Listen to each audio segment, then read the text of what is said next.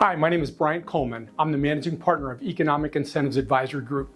I'm beyond excited to talk with you because the state of Arizona has one of the best incentive programs in the United States. The state created it back in 2013 to encourage businesses to relocate to Arizona, as well as existing companies expanding within the state.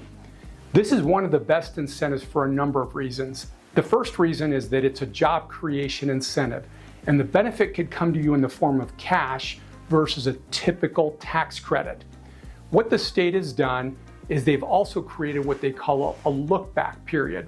So not only can you claim this benefit going forward, you're able to go back in time, and if you've hired employees, which it's an employee creation incentive and a CapEx incentive, so you're able to go back 36 months and capture any hires that you've had, as well as any CapEx that your company has invested during the previous 3 years. You can also look at the next 5 years and provide the state a forecast of future hires and future CapEx. Now here's where our firm really excels.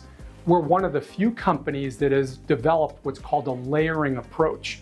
So you're permitted to submit multiple applications per facility. So what that means is that we establish a new baseline every time that we submit an application. And when you speak with one of our professionals, we'll go walk through that with you in greater detail. We've also been involved with the state by developing the application and making it more streamlined so more companies can participate. Now, this is one of the state's best programs, and I'll just kind of give you an example of how you would receive the benefit. If you're a company that has created, for example, 40 new jobs, your benefit would be $800,000.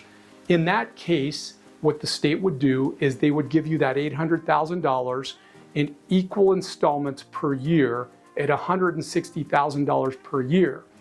Where the layering comes in is if your hiring is going to exceed what you expected, you could submit another application.